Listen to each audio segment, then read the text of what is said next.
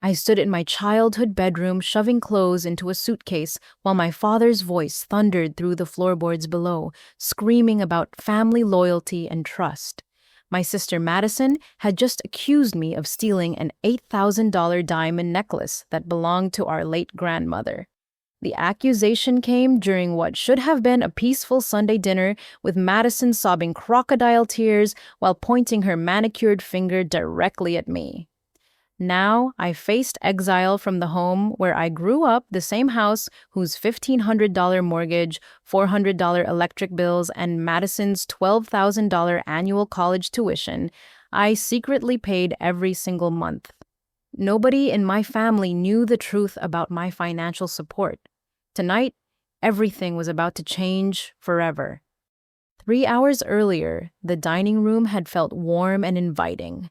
Mom's famous pot roast filled the air with rich aromas while autumn sunlight streamed through the lace curtains she'd hung 20 years ago. Our family sat around the oak table Dad built when I was 12, the same table where we'd shared countless meals, birthday celebrations, and holiday traditions. Madison had driven down from State University for her monthly visit home, looking polished in her designer sweater and perfectly styled blonde hair. "I need to tell you all something terrible," Madison announced, setting down her fork with dramatic precision. Her voice carried that trembling quality she'd perfected since childhood whenever she wanted sympathy. "Grandma Rose's diamond necklace is missing from my jewelry box." The temperature in the room seemed to drop 10 degrees. Mom's hand flew to her throat, and Dad's jaw tightened into the expression I'd learned to fear growing up. Grandma Rose had passed away 6 months ago, leaving behind precious heirlooms that carried decades of family history. The necklace Madison referenced was a stunning piece featuring 3 carats of diamonds, set in platinum, appraised at nearly $8,000. "Missing," Mom whispered, her voice barely audible. "Are you certain you didn't misplace it somewhere?" Madison shook her head vigorously, blonde curls bouncing around her shoulders. "I checked everywhere, Mom. Under the bed, in all my other jewelry boxes, even in the laundry basket, thinking maybe it fell out somehow. It's definitely gone." Dad leaned forward, his contractor's hands gripping his coffee mug so tightly his knuckles turned white. "When did you notice it was missing?" "This morning, when I was getting ready for church," Madison replied, her voice breaking slightly. "I wanted to wear it with this sweater because Grandma always said it brought out the blue in my eyes." She dabbed at her eyes with her napkin, though I noticed no actual tears. "Who's been in your room recently?" Dad asked, his investigative tone making my stomach clench with anticipation. Madison's eyes shifted toward me with calculated timing. "Well, Alva was upstairs yesterday afternoon. I saw her coming out of my room when I got home from my study group." Every pair of eyes turned toward me, and I felt heat crawl up my neck. "I was returning those clothes you let me borrow last week," I explained, keeping my voice steady despite the growing tension. "The blue cardigan and that black skirt for my work presentation. I hung them in your closet and left immediately." "That's what someone would say if they were trying to cover their tracks," Madison countered, her voice gaining strength. "And you were acting really nervous when I saw you." "I wasn't acting nervous," I protested. "I was in a hurry because I had a conference call with my team in 30 minutes. Dad's expression hardened as he studied my face. "Alva, this is a serious accusation. That necklace has been in our family for 3 generations." "I understand how serious it is, Dad. That's exactly why I would never touch it." My voice remained calm, but inside panic began building. The family dynamic had always positioned Madison as the golden child who could do no wrong, while I played the role of the responsible older sister who handled problems and expectations. Mom wrung her hands, torn between her daughters. There has to be some explanation. Maybe someone broke in. "Nothing else is missing," Madison said quickly. "I checked all my other jewelry, my laptop, everything valuable in my room. Only Grandma's necklace." Dad pushed his chair back and stood up, his 6-foot frame towering over the table. "This doesn't make sense. Why would someone break in and steal only one specific item?" Madison reached for her phone with theatrical flair. Actually, I have something that might help explain what happened. She scrolled through her photos with deliberate slowness building suspense. I took this picture at the office party last month, Alva. Want to explain what you're wearing around your neck? She turned her phone toward our parents, displaying a photo where I wore a delicate silver chain with a small pendant. In the dim lighting and blurry quality of the photo, it could potentially resemble expensive jewelry to someone looking for evidence. That's a $20 necklace I bought at Target, I said, feeling frustration rise in my chest. It doesn't look anything like grandma's diamonds. It shows you have expensive tastes, though, Madison pressed. Maybe you decided you deserved something better. Dad studied the photo while Mom peered over his shoulder. The grainy image made it impossible to distinguish details clearly, which Madison had obviously counted on when selecting it as evidence. This proves nothing, I said firmly. You can't even see what the necklace actually looks like in that picture. But Madison wasn't finished with her performance. There's something else, she said, her voice dropping to a whisper.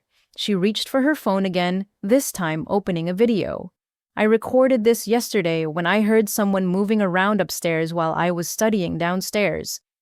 The video showed a shadowy figure near Madison's bedroom door, clearly identifiable as me by my distinctive red hair and the green sweater I'd been wearing.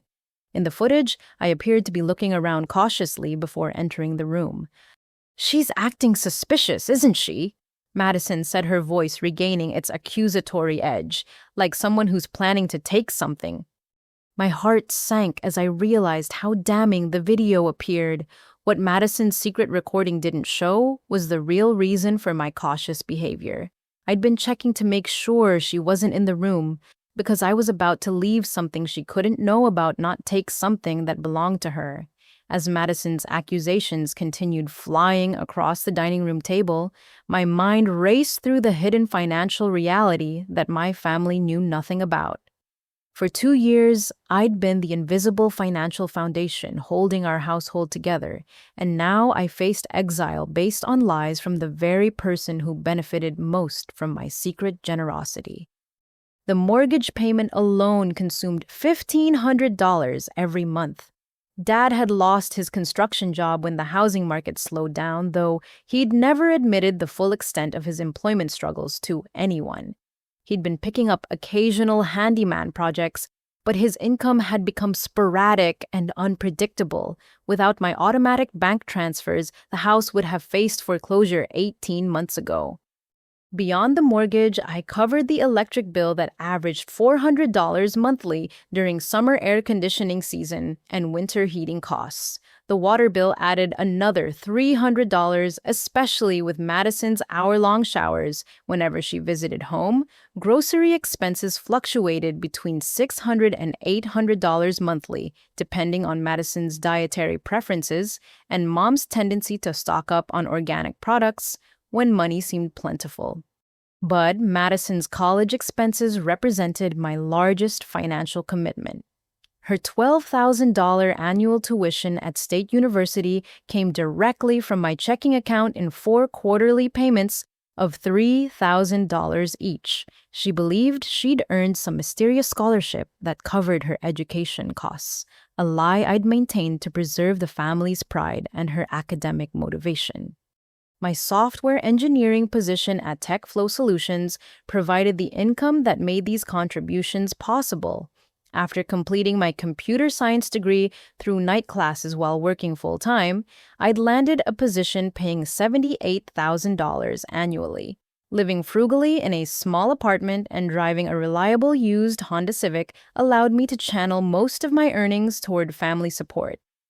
The irony wasn't lost on me that the family viewed me as the practical, boring daughter who lived paycheck to paycheck and could never afford luxury items like expensive jewelry.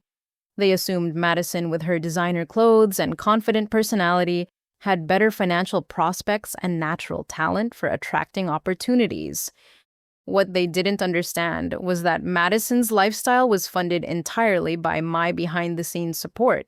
Her designer sweaters came from shopping trips funded by money I transferred to Mom's account for household expenses.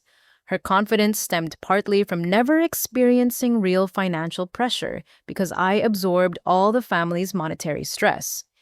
"I think we need to call the police," Dad announced, suddenly interrupting my internal financial calculations. "This is grand theft we're talking about." Mom gasped audibly. "Frank, surely we can handle this within the family." "Janet, $8,000 worth of stolen property is not something we handle privately," Dad replied, his voice carrying the authoritative tone he'd developed during 30 years in construction management. "If someone in this family is willing to steal from their own sister, they need to face real consequences."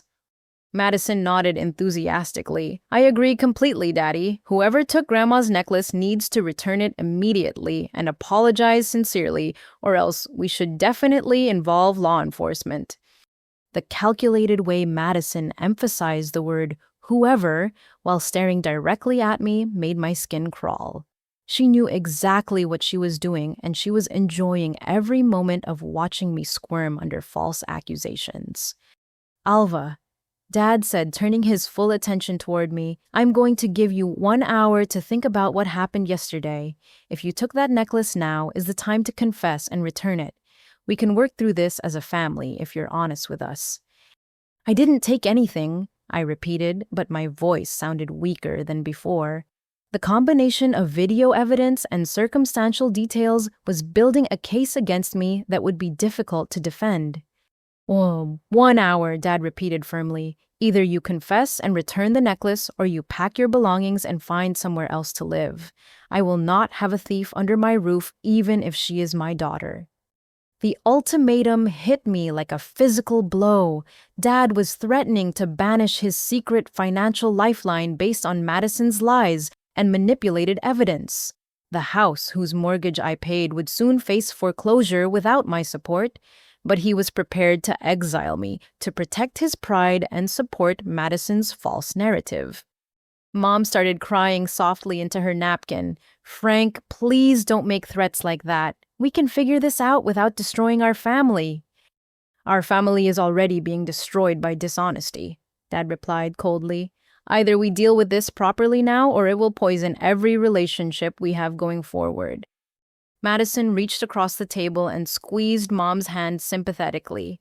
"It's okay, Mom. Sometimes people make bad choices when they're struggling financially. Maybe Alva thought she could sell the necklace and we'd never find out." The suggestion that I might be struggling financially would have been laughable if the situation weren't so serious. My savings account contained over $40,000 more money than anyone else in my family had ever possessed at one time. I could have purchased 10 necklaces like Grandma's without affecting my budget significantly. But revealing my financial stability would require explaining how I'd accumulated such wealth on my salary, which would inevitably lead to questions about my monthly expenses and spending patterns. Those questions would uncover my secret family support, creating an entirely different kind of family crisis. As accusations continued swirling around the dinner table, I realized that my years of selfless financial sacrifice had created a family dynamic where I was seen as the least successful, least important member. They valued Madison's potential and personality while taking my stability and responsibility for granted. The clock on the mantel chimed 6:30, marking the beginning of my 1-hour ultimatum to confess to a crime I hadn't committed or face permanent exile from the family home. Dad's ultimatum created immediate chaos throughout the dining room. Mom pushed her untouched plate away and buried her face in her hands, her shoulders shaking with silent sobs. Madison sat back in her chair with an expression of satisfied righteousness, as if justice was finally being served after a long period of injustice. The autumn sunlight that had seemed so peaceful earlier now felt harsh and accusatory as it illuminated the family battlefield our dinner table had become. "Frank, you can't be serious about making Alva leave," Mom pleaded through her tears. "She's our daughter. Families work through problems together." "This isn't a problem, Janet. It's a crime." Dad replied, his voice carrying the stubborn certainty that had made him successful in construction management but terrible at family diplomacy. $8,000 doesn't just disappear. Someone took it deliberately, and all the evidence points in one direction. I studied the family photos covering the mantel while Dad continued his lecture about trust and accountability. 26 years of memories stared back at me from those frames. Birthday parties where I'd organized games and helped Mom serve cake. Christmas mornings where I'd been the one to distribute presents and clean up wrapping paper afterward. Graduation ceremonies where my achievements had been briefly acknowledged before conversation shifted back to Madison's social successes and future potential. In every photo, I appeared responsible and reliable, while Madison glowed with charismatic energy. Even as children, our roles had been clearly defined. I was the helper who made sure younger Madison didn't get hurt on playground equipment. I was the studious one who completed homework assignments while Madison charmed teachers with her personality and excuses for late projects. "Maybe we should search Alva's room," Madison suggested quietly, her voice carrying false reluctance, "just to make sure the necklace isn't hidden there somewhere." "Absolutely not," I said firmly, finding my voice again. "I'm not submitting to searches based on your accusations and manufactured evidence." Dad's eyebrows rose at my defiant tone. Throughout my childhood, I'd been the obedient daughter who followed rules and accepted punishments without complaint. This was perhaps the first time I'd directly challenged his authority in front of the family. "You don't get to set conditions when you're under suspicion," Dad replied coldly. "If you're innocent, you shouldn't mind proving it." "If I were guilty, I'd be happy to let you search and find nothing, then claim vindication," I countered. "The absence of evidence proves nothing either way." Madison shifted uncomfortably in her chair, apparently not expecting me to mount a logical defense. Her entire plan relied on emotional manipulation and family pressure, not rational discussion of evidence and proof. "The longer you argue, the more suspicious you sound," Madison observed, regaining her confidence. "An innocent person would want to clear their name as quickly as possible." As my family debated search procedures and evidence requirements, memories from childhood continued surfacing. I remembered the time Madison broke Mom's favorite vase and blamed it on the family cat, who received punishment, while Madison got sympathy for being traumatized by the accident. I recalled numerous occasions when Madison borrowed my belongings without permission, then claimed I'd given her permission when confronted about it. The pattern had been consistent throughout our lives. Madison created problems, and I absorbed consequences. She received credit for successes while I handled responsibility for failures. The family dynamic had trained everyone to trust Madison's word over mine, even when evidence suggested otherwise. But this situation was different because the stakes were higher than broken vases or borrowed clothes. Dad was threatening permanent exile, complete severance of family relationships based on Madison's lies and manipulated evidence. "I need some air," I announced, standing up from the table. "This conversation is going nowhere productive." "Well, you have 47 minutes remaining," Dad called after me as I walked toward the stairs. "Use the time wisely." I climbed to my childhood bedroom and closed the door firmly behind me. The room hadn't changed much since high school. My computer science textbooks still lined the shelves, and my old twin bed was covered with the same blue comforter I'd chosen for my 16th birthday. Posters of coding languages and mathematical formulas decorated the walls alongside a few pictures of college friends who'd moved away after graduation. Sitting on the edge of my bed, I considered my limited options.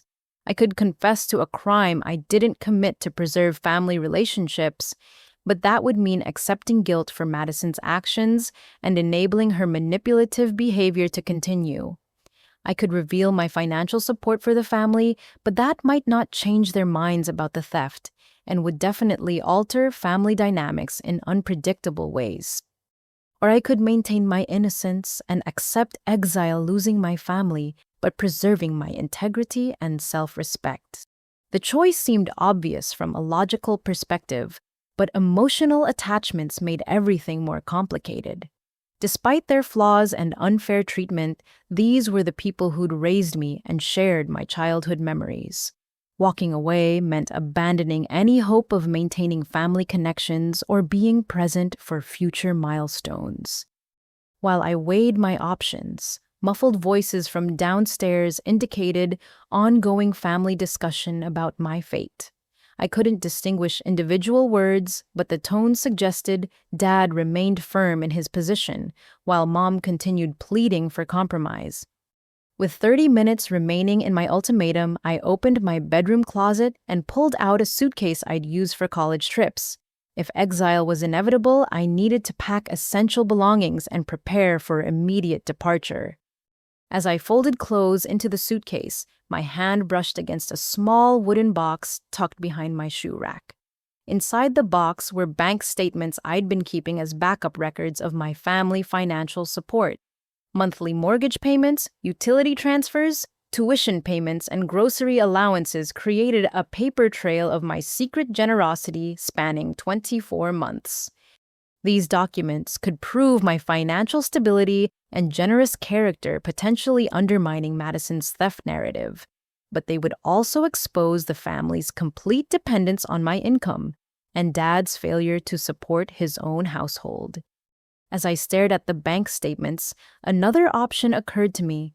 I could leave evidence of my financial support for them to discover after my departure, letting them understand the consequences of their decision after it was too late to change course. Madison's voice carried up from downstairs, probably adding new details to her theft theory or suggesting additional evidence to search for. She sounded confident and animated, enjoying her starring role in the family drama she'd created.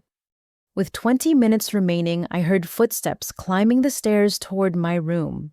Madison's footsteps paused outside my bedroom door before she knocked softly, her voice taking on the sweet tone she used when she wanted something.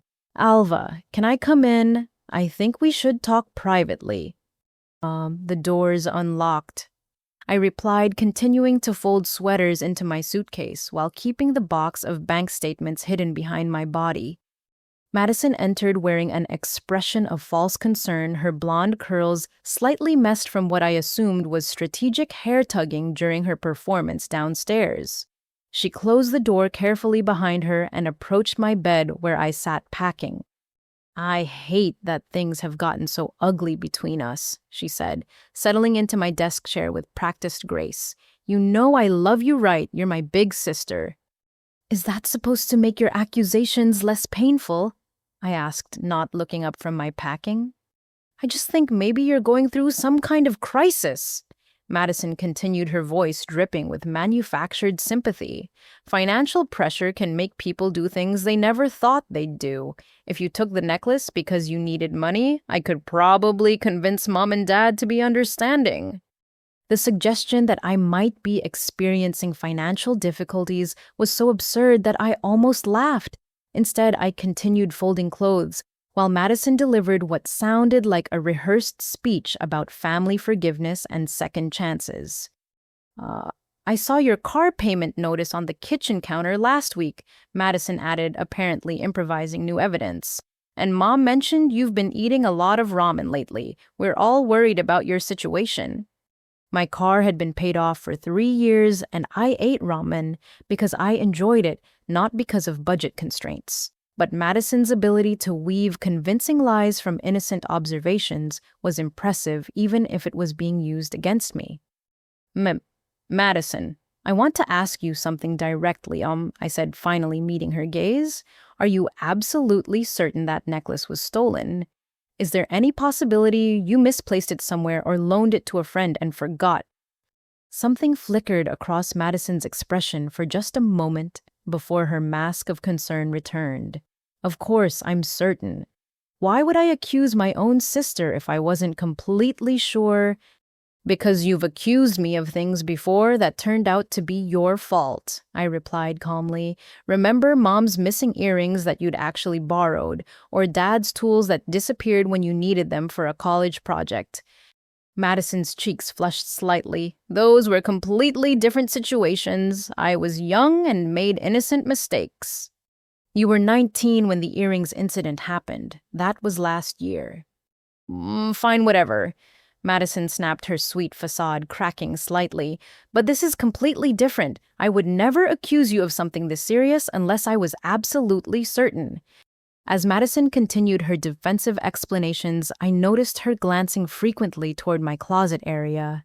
Her body language suggested nervousness that didn't match her confident words, and she kept fidgeting with her phone like she wanted to check something but didn't want to appear distracted. "Did you need to get something from my room?" I asked casually. "You keep looking toward the closet." "No, nothing," Madison replied quickly, but her denial only increased my suspicion. While Madison launched into another speech about family loyalty, I discreetly moved toward my desk, where I kept a small jewelry box containing my actual accessories. Inside, I found receipts from my Target purchases, including the $20 necklace Madison had photographed as evidence of my expensive tastes. "Here," I said, handing Madison the receipt. "This proves what I was actually wearing in that photo you showed Mom and Dad." Madison glanced at the receipt but seemed uninterested in examining evidence that contradicted her narrative. Anyone can buy a cheap necklace to use as cover for stealing an expensive one. Her response revealed something important about her mindset. Madison had already decided on my guilt and was interpreting all evidence to support her predetermined conclusion. This wasn't an investigation seeking truth. It was a prosecution seeking conviction. "Madison, what do you actually know about my finances?" I asked suddenly. What do you mean? Do you know how much money I make? How much I spend each month? What my savings account looks like?" Madison hesitated, probably realizing she had no real knowledge of my financial situation, despite making accusations based on my supposed money problems. "I know you're struggling," she said defensively. "Otherwise, why would you still be living at home with Mom and Dad?" The irony was staggering. I lived at home specifically to provide financial support that kept the family stable, but Madison interpreted my presence as evidence of my financial failure rather than my financial generosity. "What if I told you I could buy 10 necklaces like Grandma's without affecting my budget?" I asked. Madison laughed dismissively. "Right, on a programmer's salary while living paycheck to paycheck." Her assumption about my financial status was so completely wrong that I felt a surge of anger at her willful ignorance. Madison had never bothered to learn about my career success or financial stability because it didn't fit her narrative of being the family's rising star while I remained the dependable but unremarkable older sister. "You really don't know anything about my life, do you?" I said quietly. Something in my tone must have concerned Madison because her expression shifted to uncertainty. "What's that supposed to mean?" "It means your entire theory is based on assumptions that aren't true." Before Madison could respond, I heard Dad's voice calling up the stairs. "Alva, you have 10 minutes left." Madison stood up quickly, apparently wanting to escape before our conversation revealed inconvenient truths that might undermine her accusations. "Hi, just think about what I said," Madison told me as she headed toward the door. "If you confess now, we can work through this as a family." After Madison left, I sat alone in my childhood bedroom, contemplating my limited remaining time.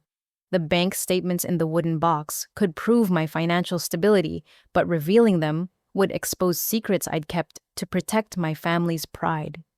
Instead, I pulled out a notebook and began writing a letter explaining my situation from beginning to end. If exile was inevitable, at least I could leave them with the complete truth to discover after I was gone. As I wrote, I heard Madison's voice drifting up from downstairs again, probably reinforcing her accusations or adding new details to her story. Her confident tone suggested she believed victory was within reach. With 5 minutes remaining in my ultimatum, I made a decision that would change everything for my family, though they wouldn't understand the consequences until much later. I sealed my letter in an envelope and wrote, "Open this when the bills arrive next month," on the outside. Whatever happened next, they would eventually learn the complete truth about who had been supporting them and what they'd lost by choosing Madison's lies over my honesty. The sound of footsteps on the stairs indicated my time was up. Dad appeared in my doorway with Mom and Madison close behind him, their faces wearing expressions ranging from grim determination to nervous anticipation. The afternoon light had shifted, casting longer shadows across my childhood room and making the family gathering feel more ominous than supportive. "Time's up, Alva," Dad announced, crossing his arms over his chest in the authoritative stance I remembered from childhood disciplinary sessions. "Have you decided to tell us the truth?" I stood up slowly, my packed suitcase sitting on the bed, like evidence of my impending departure. "I've told you the truth from the beginning. I didn't take Madison's necklace." Mom stepped forward with tears streaming down her face. "Sweetheart, please. Just return the necklace and we can put this whole nightmare behind us. We'll get you some help if you're having problems." "What kind of help do you think I need, Mom?" I asked, genuinely curious about their assessment of my situation. Financial counseling, maybe therapy," Mom replied softly. "Sometimes people steal when they feel desperate or unappreciated." The suggestion that I might feel unappreciated was accidentally accurate, though not for the reasons Mom imagined. I'd been feeling unappreciated because I'd been secretly supporting the family for 2 years, while receiving no recognition or gratitude, not because I was struggling financially. Madison moved closer to Dad, positioning herself as the victim seeking protection. "I just want my grandmother's necklace back. It's the only thing I have left of her."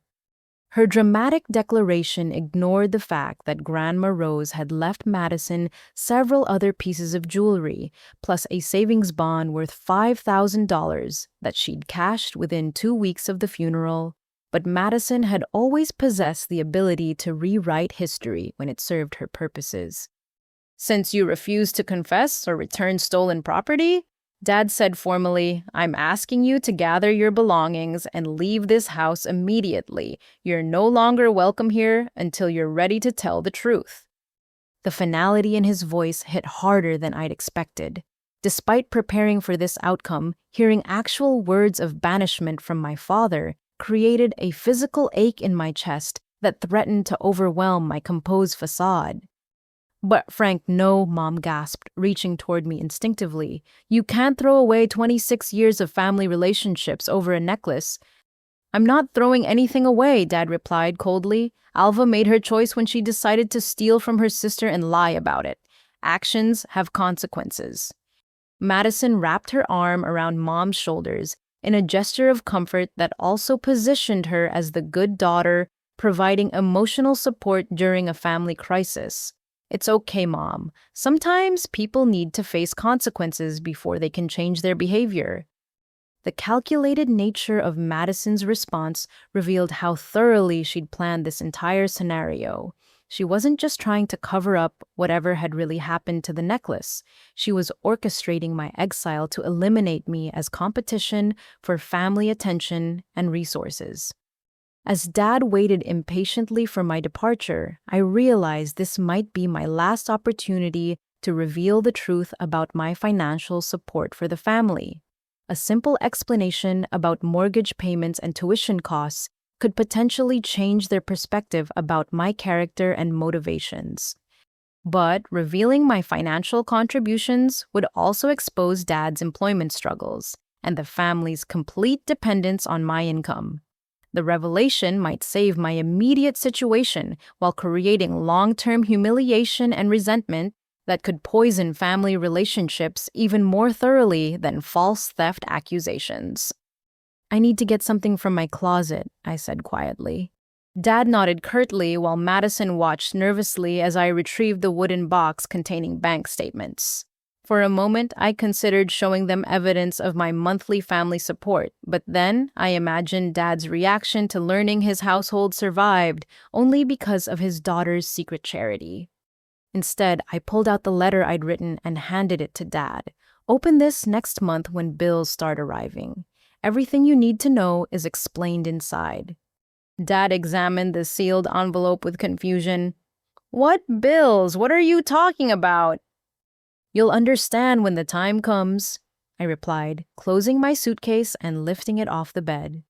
Madison's eyes narrowed as she studied my calm demeanor.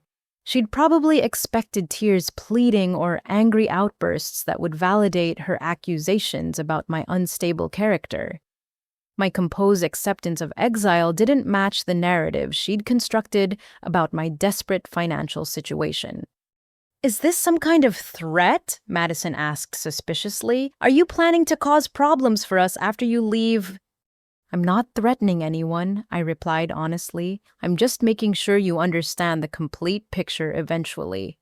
Mom stepped forward and wrapped me in a desperate hug that smelled like her familiar vanilla perfume and felt like a goodbye that neither of us wanted.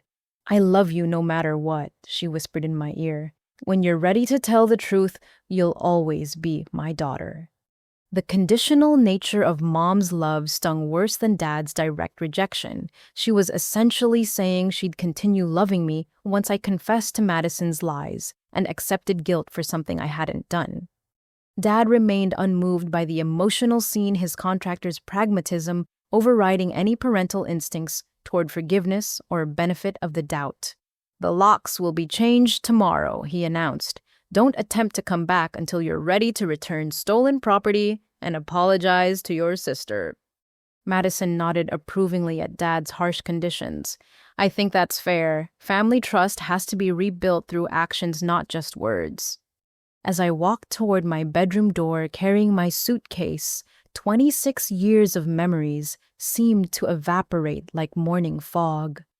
The family photos on the mantel, the height marks Dad had penciled on my closet doorframe, the good report cards Mom had saved in her memory box, all became artifacts of a relationship that was ending based on lies and manipulation. The goodbye, I said, simply, not trusting myself to say more without breaking down emotionally. Dad stepped aside to let me pass without offering any words of farewell. Madison watched silently as I descended the stairs, probably savoring her victory over the sister she'd successfully eliminated from family favor. Mom followed me to the front door, wringing her hands and making soft crying sounds that broke my heart more than Dad's harsh ultimatum. Please reconsider, she pleaded one final time. Just give Madison her necklace back and we can forget this ever happened. I can't return something I never took, Mom. Those were the last words I spoke in my childhood home before stepping onto the front porch and walking away from the family I'd been secretly supporting for 2 years. Behind me, Madison comforted Mom while Dad retreated to his workshop, probably feeling justified in his decision to prioritize truth and accountability over family loyalty. None of them understood that they'd just exiled their financial lifeline based on calculated lies from the family member who benefited most from my secret generosity. The consequences of their choice would become apparent soon enough. But by then, I'd be building a new life far away from their toxic dynamics and false accusations. As I loaded my suitcase into my Honda Civic and drove away from the house whose mortgage I'd been paying, I felt an unexpected sense of liberation mixing with the grief of lost family connections. For the first time in 2 years, I wouldn't have to worry about covering someone else's bills or enabling someone else's irresponsible financial behavior. Madison had won this battle, but she had no idea what she'd actually accomplished. In trying to eliminate me as competition, she'd eliminated the family's financial stability. Her victory would prove very costly for everyone involved. 3 weeks later, I stood in the living room of my new furnished apartment, watching Seattle traffic flow past my 7th floor window while talking to my boss about a promotion opportunity that could change everything. The downtown apartment complex had been expensive but available immediately, and after 2 years of supporting my family, I finally had savings to cover security deposits and first month's rent without financial stress. The Seattle position comes with a $50,000 salary increase, My boss explained over the phone, plus full relocation assistance and a signing bonus. The team there specifically requested someone with your database architecture experience. I sank into the leather couch that came with the furnished unit, processing the magnitude of the opportunity. Moving to Seattle would mean starting completely fresh in a city where nobody knew my family history or false theft accusations. The salary increase would also provide financial security beyond anything I'd previously imagined possible. When would I need to decide? I asked, watching rain begin to spatter against my new windows. End of next week. The position starts in 6 weeks, which gives you time to relocate and get settled before the project launches. After ending the call, I opened my laptop and began researching Seattle neighborhoods, apartment complexes, and lifestyle costs. For the first time in my adult life, I could make decisions based purely on my own preferences and career goals without considering family financial obligations or emotional manipulation. My banking app showed account balances that had been steadily climbing since I'd canceled all automatic family bill payments 3 weeks ago. The $1,500 that previously went to mortgage payments now accumulated in my checking account. The $400 electric bill payment stayed in my possession. Madison's quarterly tuition payment of $3,000 remained available for my own use. Every day brought new financial freedom as money I'd been secretly spending on family support became available for personal goals and dreams I'd postponed for 2 years. I'd purchased a new laptop, upgraded my wardrobe with professional clothes suitable for client meetings, and even booked a vacation to Hawaii that I'd been postponing since college. My phone had been constantly buzzing with missed calls from mom and dad since I'd left, but I'd blocked their numbers after the first week of ignored voicemails. Madison hadn't attempted to contact me at all, probably assuming she'd permanently eliminated me as a family concern. The silence from my family felt both liberating and heartbreaking. Part of me missed our Sunday dinners and holiday traditions, but I didn't miss the constant stress of secretly managing everyone else's financial responsibilities, while receiving no appreciation or recognition for my sacrifices. My coworkers had begun commenting on my improved mood and energy levels. Sarah from the user interface team mentioned that I seemed more confident during client presentations. Mike from quality assurance said I'd been more creative with problem-solving approaches lately. Even my direct supervisor had noticed positive changes in my work performance and attitude.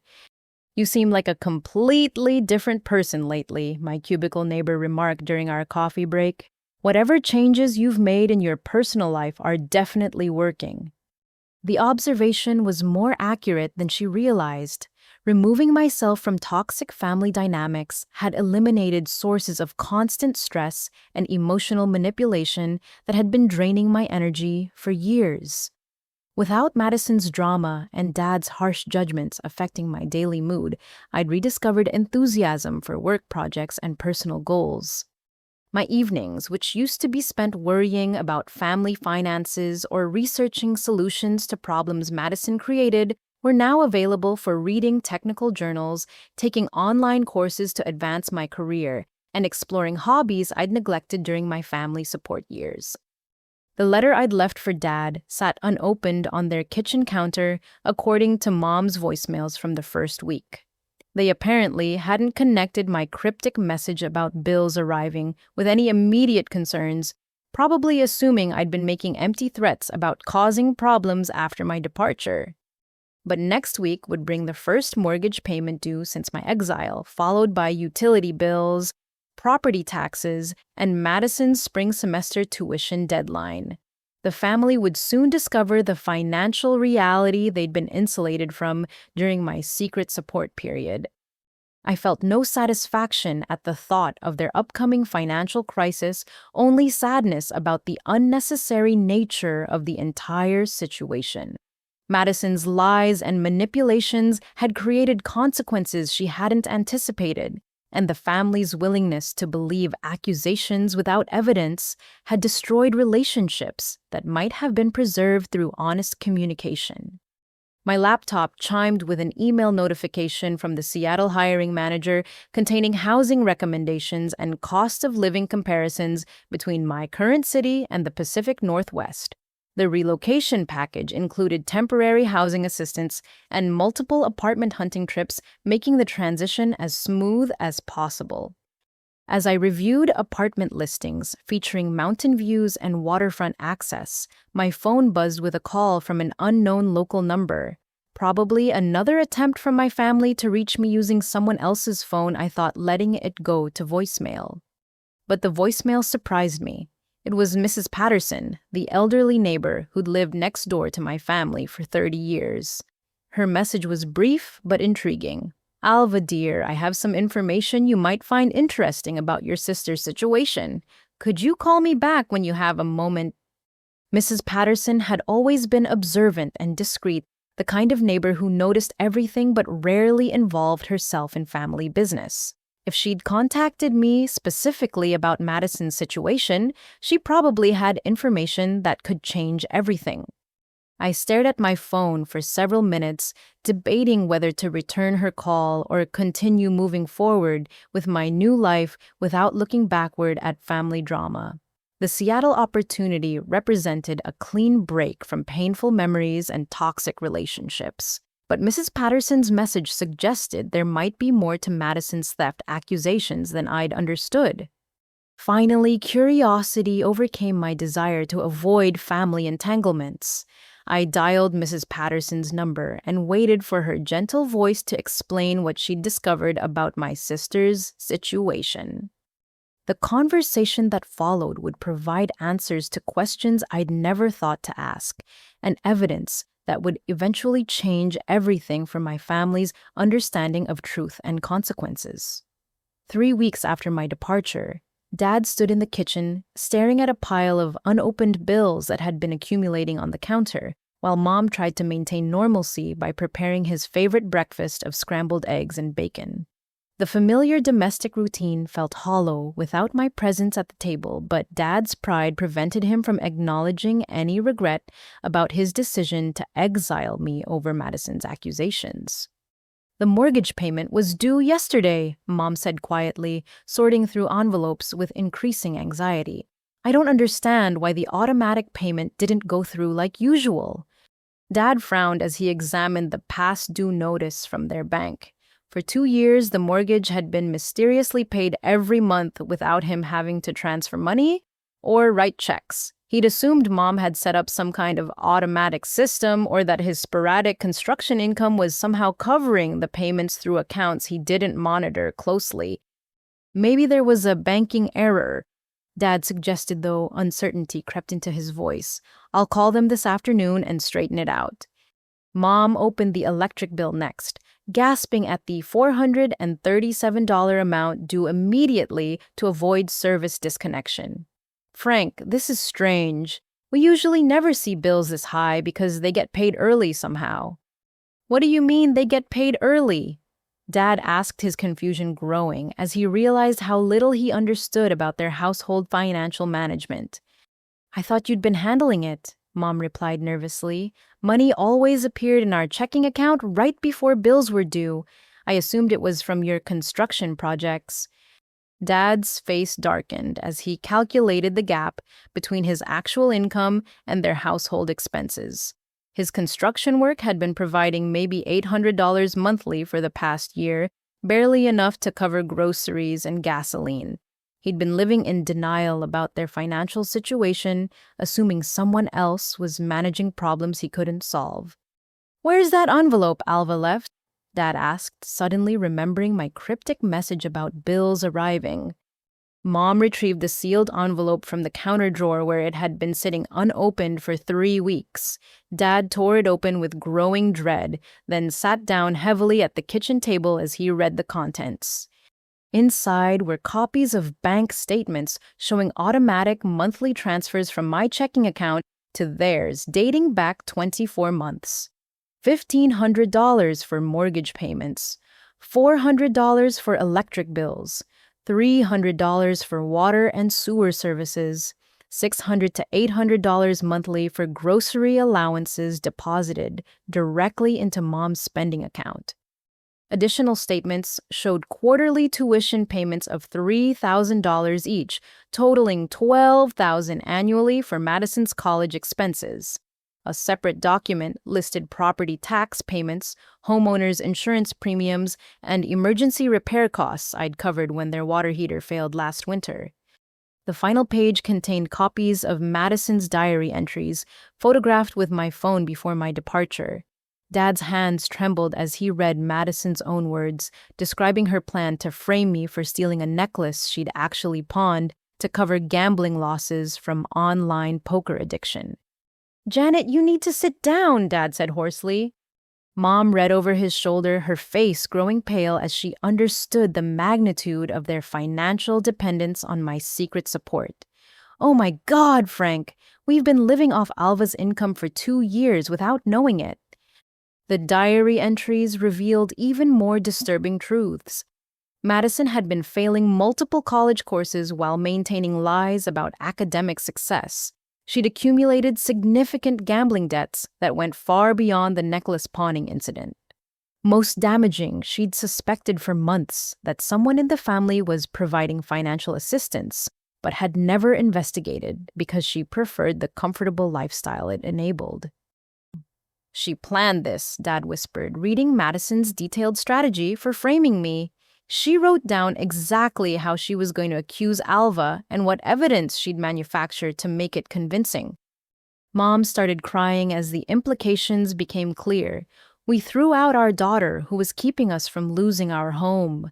We believed lies from the daughter who was stealing from us. The bank statement showed the last automatic transfer had occurred the day before my departure. Without my continued support, they owed $1,700 in overdue mortgage payments, $400 to avoid electric service disconnection, $300 for water service, and nearly $3,000 for Madison's spring semester tuition that was due in 5 days. Dad calculated their checking account balance against immediate expenses and realized they were short by over $5,000, with no realistic way to generate that income quickly. His construction work was seasonal and unreliable, especially during winter months when outdoor projects became impossible. "What are we going to do?" Mom asked through her tears. First, we're calling Madison home immediately," Dad replied grimly. "She needs to explain these diary entries and face consequences for what she's done." And then Dad stared at the evidence of my financial generosity and his own prideful blindness. Then we try to find Alva and beg her forgiveness for the most terrible mistake we've ever made. But when Dad tried calling my number, he discovered I'd blocked their contact attempts. When Mom drove to my former workplace, the receptionist explained I'd transferred to a different office location that couldn't be disclosed due to company privacy policies. As afternoon turned to evening, Dad and Mom realized they'd not only lost their financial lifeline, but also eliminated any possibility of immediate reconciliation by driving me away so thoroughly that I'd made myself unreachable. Meanwhile, Madison returned to campus unaware that her carefully constructed lies had been exposed, and her family was facing financial catastrophe as a direct result of her manipulation.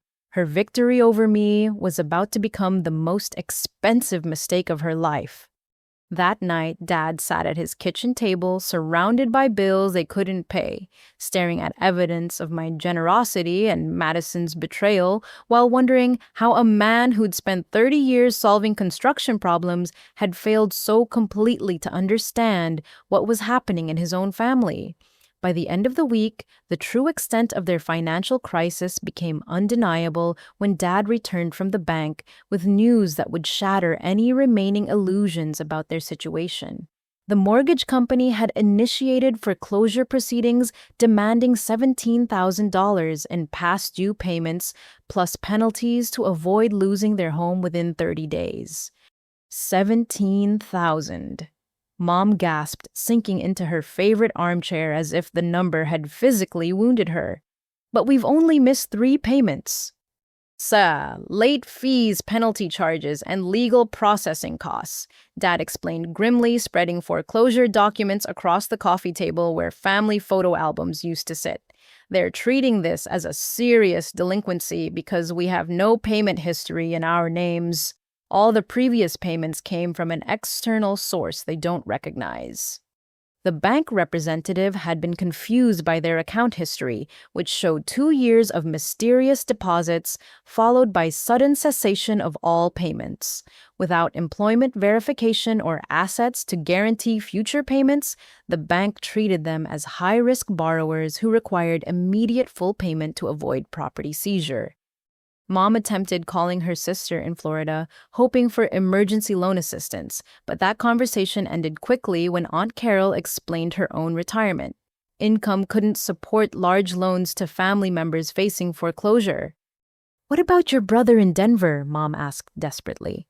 "Roger's been laid off since September," Dad replied. "He can't even help with his own mortgage payments."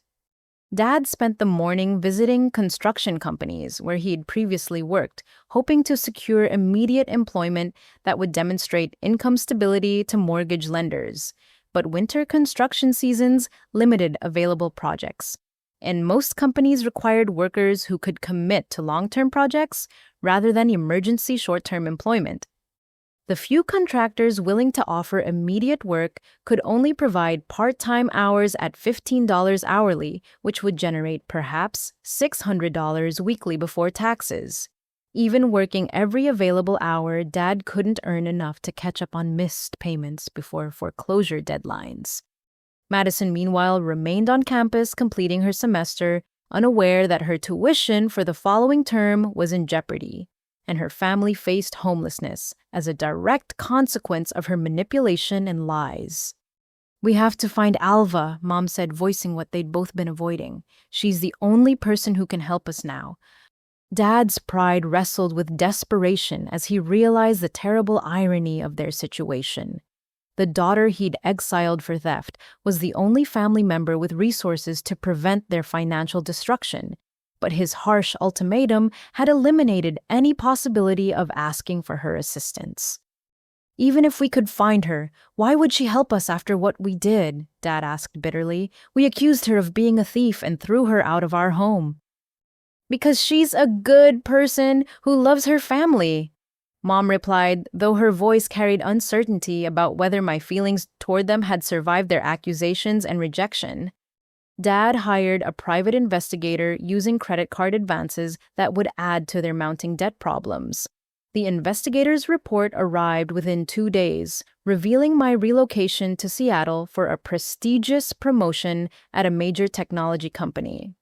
"She's not just surviving without us," Dad realized reading details about my salary increase and professional advancement. "She's thriving. Moving away from this family was the best thing that ever happened to her career." The investigator's report included photographs of my new downtown apartment building and information about my engagement to a successful engineer named David. My life had clearly improved dramatically since leaving behind the stress and financial burden of supporting people who'd repaid my generosity with false accusations. Mom cried while examining photos of my obvious happiness and success. "Look how radiant she looks. When was the last time we saw her smile like that when she was living here?" Dad couldn't remember ever seeing me look as confident and joyful as I appeared in the candid photographs taken outside my new workplace. The realization that his family had been diminishing my happiness rather than supporting it added guilt to his growing list of regrets about his handling of the theft accusations. "The investigator says she's blocked all contact from family phone numbers," Dad reported, "and her new company has strict policies about personal privacy for employees. They won't provide any contact information or forward messages." With foreclosure proceedings advancing and no successful contact with me, Dad faced the possibility that his pride and poor judgment had cost his family both their home and their relationship with a daughter who'd been secretly keeping them financially stable. Madison chose that moment to call home with complaints about her campus housing situation, completely oblivious to the financial catastrophe her lies had created. "Daddy, my dorm heater isn't working properly," Madison whined over speakerphone. "Can you call the housing office and complain? Maybe threaten to withhold tuition payments if they don't fix it immediately." The cruel irony of Madison requesting tuition-related threats when her family couldn't afford her next semester's payments would have been laughable if their situation weren't so desperate. "Madison, you need to come home this weekend," Dad said quietly. "We have some serious family issues to discuss." "I can't leave campus this weekend. I have a study group for my psychology final." Dad wondered if Madison's study group was actually another gambling session, given her diary revelations about online poker addiction and academic failures she'd been hiding behind fake success stories. "This isn't optional," Dad replied firmly. "Be here Saturday morning or I'm driving up to get you myself." After Madison reluctantly agreed to return home, Dad sat in his workshop, surrounded by tools he couldn't use to fix the problems his family faced. Construction skills meant nothing when the crisis required swallowing pride and begging forgiveness from someone he'd wronged too severely to expect mercy. The foreclosure deadline loomed like a construction project with an impossible completion schedule, except this time, failure meant losing everything his family had built together over 30 years of marriage. Saturday morning arrived with Madison's car pulling into the driveway just as Dad finished reviewing foreclosure documents that painted their situation in stark, unforgiving numbers. 29 days remained to produce $17,000 or lose their family home forever. Every savings account had been exhausted, every credit card maxed out, and every potential family lender had declined their desperate requests for emergency assistance.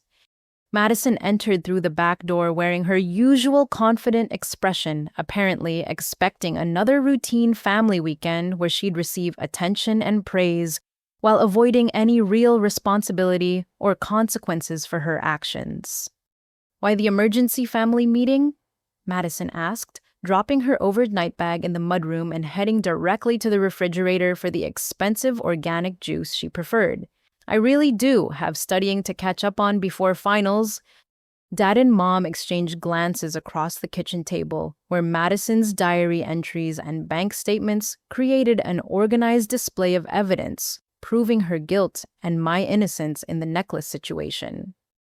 "Sit down," Dad said quietly, his voice carrying none of his usual parental warmth. Madison settled into her usual chair while scanning the documents spread across the table. Her confident expression flickered slightly as she recognized her own handwriting among the papers, but she quickly recovered her composed facade. "What's all this?" Madison asked casually, though her eyes avoided direct contact with the diary pages. "This is your diary," Mom said, her voice breaking slightly. "These are the pages where you wrote about planning to frame Alva for stealing a necklace you actually pawned yourself." Madison's face went through several rapid changes of expression as she calculated possible responses to being confronted with undeniable evidence of her lies and manipulation. "Someone must have forged those pages," Madison said finally. "Alva probably wrote fake diary entries to make me look guilty after she got caught stealing." Dad picked up one of the bank statements and placed it directly in front of Madison. "These show Alva has been paying our mortgage utilities and your college tuition for 2 years. Every month, $3,000 from her income kept this family financially stable." Madison studied the bank statements with growing alarm as she realized the full extent of my financial support and its recent termination. "I didn't know about any of this," Madison protested weakly. "But you suspected someone was helping financially," Mom replied, reading directly from diary entries. "You wrote about mysterious money appearing in family accounts, but you never investigated because you liked the comfortable lifestyle it provided." The evidence was overwhelming and undeniable. Madison's own words, photographed in her distinctive handwriting, described her jealousy of my career success, her gambling addiction problems, and her calculated plan to eliminate me from family favor through false theft accusations. "Even if I wrote those things, It doesn't prove I actually stole anything, Madison said desperately. Maybe I was just fantasizing about getting Alva in trouble because I was angry about something else. Dad leaned forward across the table, his contractor's hands gripping the edge tightly enough to make his knuckles white. Where is your grandmother's necklace right now, Madison? Madison's confidence finally cracked completely under the weight of direct confrontation and undeniable evidence. Her face crumpled as tears began flowing. Though Dad and Mom both recognized these as genuine emotions, rather than the calculated manipulations they'd witnessed during the dinner confrontation 3 weeks earlier. I had gambling debts, Madison sobbed. Online poker. I thought I could win the money back quickly and replace the necklace before anyone noticed it was missing. Mom gasped audibly as Madison's confession confirmed their worst fears about her character and the depths of her deception. How much debt? Dad asked grimly. $12,000, Madison whispered. The necklace only covered $3,000, so I still owe $9,000 to people who are getting really angry about late payments. The confession revealed that Madison's problems extended far beyond theft and family manipulation. She'd accumulated dangerous gambling debts that put her physical safety at risk while destroying family relationships to cover her mistakes. You destroyed your sister's relationship with this family to cover gambling debts, Mom asked incredulously. I didn't think you'd actually kick her out, Madison protested through her tears. I thought maybe she'd get in trouble and have to pay more attention to family responsibilities. Dad stared at his younger daughter, wondering how he'd failed so completely as a parent that she'd developed into someone capable of such calculated cruelty toward her own sister. Your gambling addiction has cost this family our home, Dad said quietly. Without Alva's financial support, we're facing foreclosure in 29 days. We'll lose everything because you chose to frame her rather than admit your problems and ask for help. Madison's crying intensified as she understood the consequences of her actions extended far beyond her personal gambling debts. Her lies hadn't just hurt me. They destroyed the family's financial stability and potentially cost them their home. Can't we just call Alva and explain what really happened? Madison asked desperately. If you tell her I confessed, maybe she'll come back and help us. She's blocked our phone numbers and moved to Seattle, Mom replied sadly. We hurt her so badly that she doesn't want any contact with us. Madison stared at the foreclosure documents with growing horror as she realized her victory over me had been entirely Pyrrhic. In eliminating me as family competition, she'd eliminated the family's financial foundation and created problems that couldn't be solved by manipulation or lies. What are we going to do? Madison asked quietly. Dad looked at his younger daughter with a mixture of love, disappointment, and exhausted resignation. You're going to face legal consequences for your theft. I'm pressing charges against you for stealing your grandmother's necklace. Madison's face went white with shock. Daddy, you can't do that to your own daughter. You did this to yourself when you chose to steal family heirlooms and frame your innocent sister, Dad replied firmly. Actions have consequences, and it's time you learned that lesson properly. For the first time in her life, Madison faced real accountability for her choices without anyone rushing to protect her from the natural results of her manipulative behavior. The golden child's pedestal had finally crumbled completely, but the damage she'd caused would take years to repair, if it could be repaired at all. 6 months after my exile from home, I stood on the balcony of my Seattle condominium, watching ferries glide across Elliott Bay while David prepared breakfast in our modern kitchen. The Puget Sound morning light cast everything in silver and gold, creating a peaceful atmosphere that would have seemed impossible during my family support years back home. Coffee's ready, David called out, his warm voice carrying the contentment that had become our daily reality since I'd accepted his proposal 3 months earlier. My engagement ring caught the morning sunlight as I reached for my mug, the simple but elegant design reminding me daily of how much my life had improved since choosing independence over family manipulation. David had proposed during a romantic dinner at Canlis, presenting a platinum band with a single perfect diamond that bore no resemblance to the necklace Madison had accused me of stealing. The Thompson project team wants to schedule another meeting about the database architecture. David mentioned reviewing his tablet while I joined him at our dining table overlooking the waterfront. They're impressed with your optimization strategies. My promotion to senior database architect had exceeded every career expectation I'd harbored during my years of supporting family finances instead of investing in professional development. The $50,000 salary increase allowed luxuries I'd never previously considered, like waterfront housing, organic groceries, and vacation planning without budget anxiety. "I'm thinking we should book that honeymoon trip to New Zealand," I said, scrolling through travel websites on my laptop. "The spring timing would be perfect for hiking season there." David smiled with the easy happiness that characterized our relationship dynamics. No hidden financial stress, no manipulation tactics, no guilt about spending money on personal goals instead of covering someone else's irresponsible choices. My phone buzzed with a text from my therapist, Dr. Martinez, confirming our afternoon session. 6 months of professional counseling had helped me process years of emotional manipulation and establish healthy boundaries that protected my mental health while building genuine self-confidence. "How are the therapy sessions going?" David asked, his software engineer's logical mind approaching mental health treatment as another form of systematic problem-solving.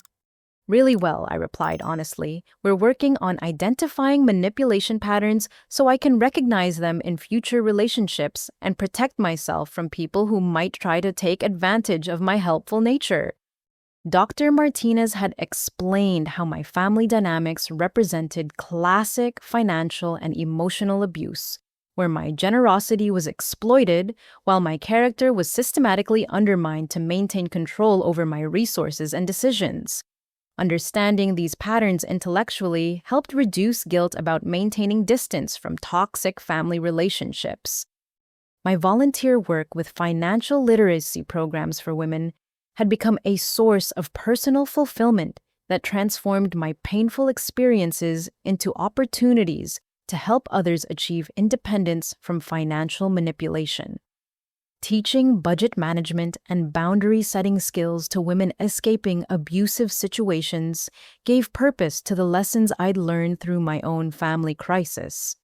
The Women's Shelter Program coordinator called yesterday. I mentioned to David, they want me to develop a workshop series about recognizing financial abuse in family relationships. David nodded approvingly. "You're probably the perfect person to teach that topic, given everything you've experienced." My laptop chimed with an email notification from my company's human resources department.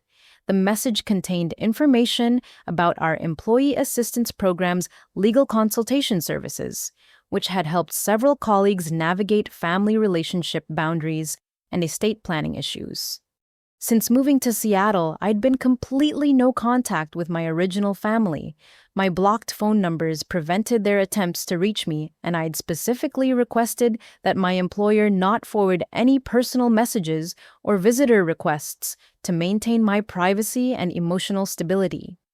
The inheritance from Grandma Rose had arrived perfectly timed for my fresh start, providing additional financial security that allowed me to purchase my condominium and build an emergency fund without touching my regular income.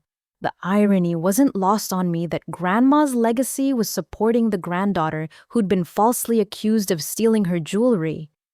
David and I had discussed the family situation extensively during our relationship development, and he understood my decision to maintain boundaries with people who'd treated me poorly.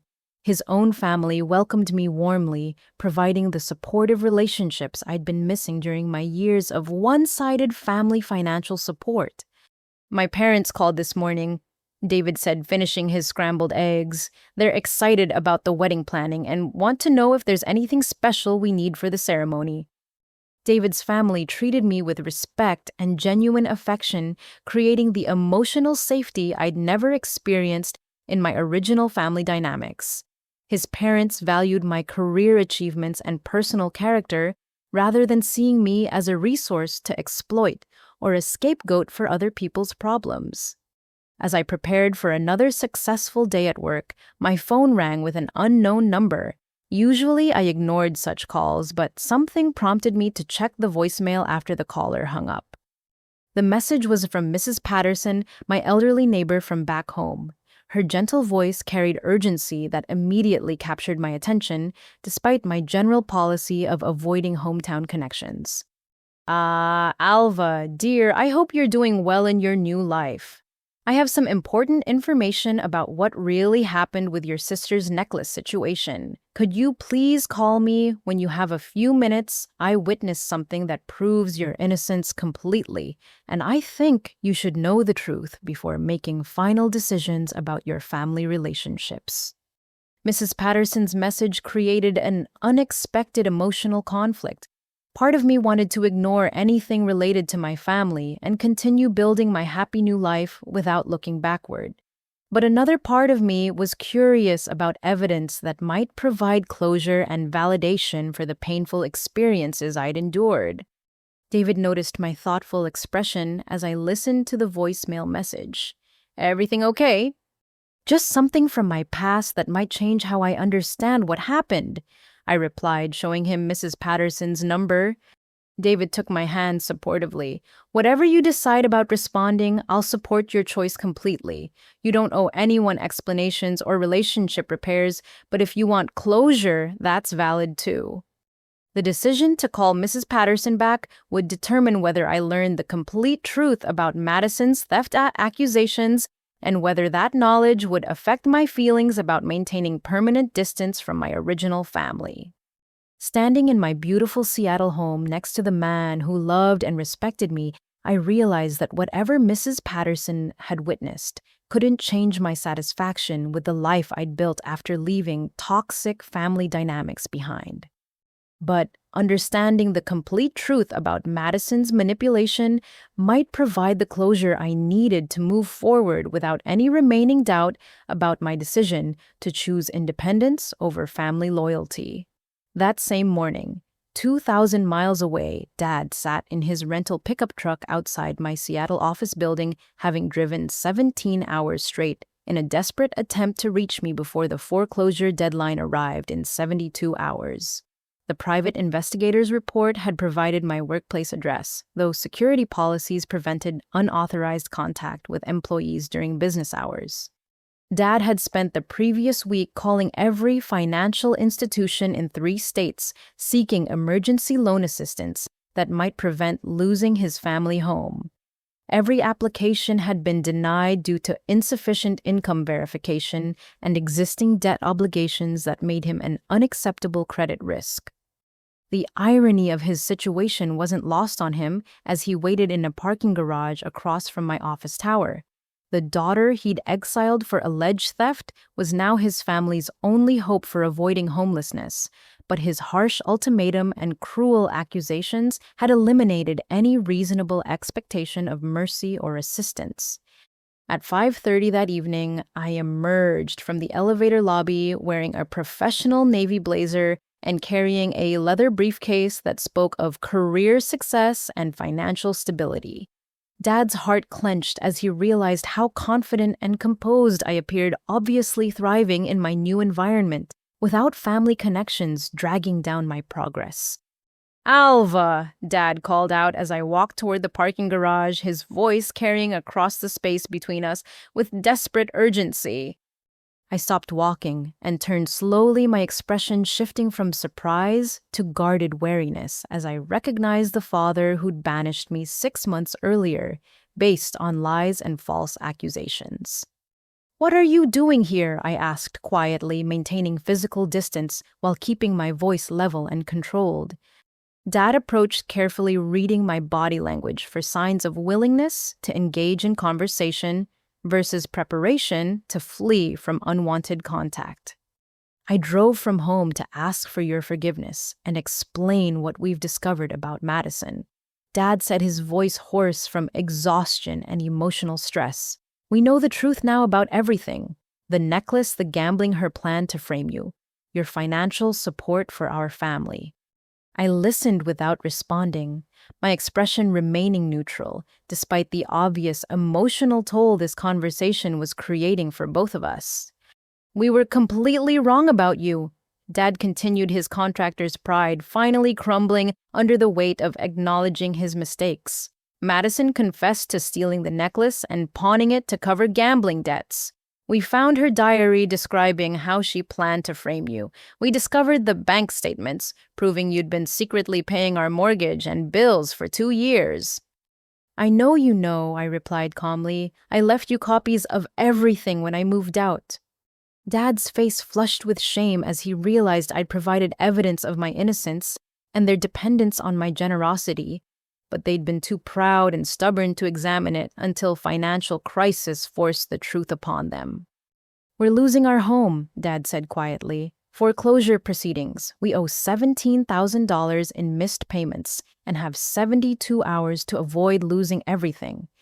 I studied my father's weathered face, seeing genuine remorse mixed with desperation.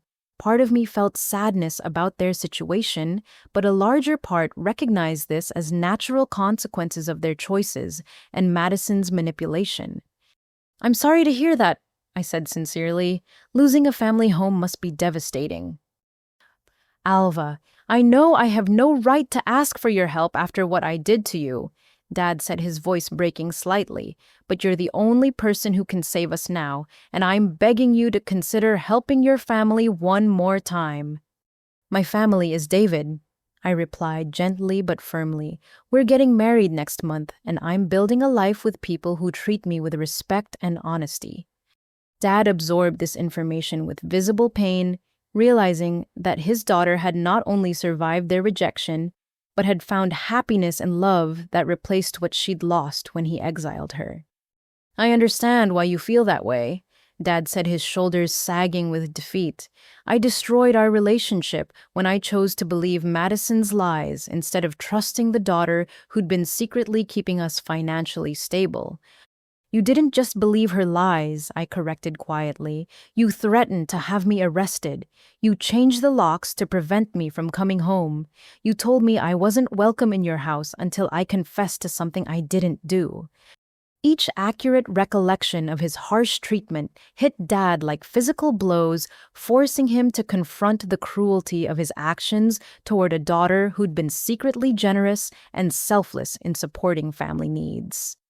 You're absolutely right, Dad admitted. I was cruel and unfair, and I can't undo the damage I caused to our relationship. Then why are you here? I asked, though my tone remained more curious than accusatory. Because even though I don't deserve your help, Mom doesn't deserve to lose her home because of Madison's lies and my poor judgment. Because maybe there's still some part of you that cares about the family you grew up with, despite how badly we treated you. I stood silently for several minutes, processing Dad's plea while considering my own emotional needs and boundaries. The man who'd banished me was now begging for rescue, creating a painful irony that highlighted how completely family dynamics had shifted. I have something that might interest you, I said, finally reaching into my briefcase for a business card. This is Mrs. Patterson's phone number. She contacted me yesterday with information about witnessing Madison pawn the necklace. She's willing to testify if you want to pursue legal consequences for Madison's theft. Dad took the business card with trembling hands, understanding that I was offering evidence for justice rather than financial rescue for their current crisis. Thank you, Dad said quietly. Madison should face consequences for what she did to you and to our family. I agree, I replied, but I won't be involved in the legal proceedings. My life is here now with people who value honesty and treat relationships with respect. Dad nodded with resignation, accepting that his harsh ultimatum had permanently severed family bonds that might have been preserved through honest communication and trust. I love you, Alva, Dad said as I prepared to leave. I'm proud of your success and happy that you found someone who treats you the way you deserve to be treated. Thank you, I replied, feeling genuine warmth toward this broken man who'd finally acknowledged his mistakes, even though acknowledgement couldn't repair the damage he'd caused. As I drove away from our final conversation, I felt closure about my family relationships without any guilt about maintaining boundaries that protected my emotional health and new happiness.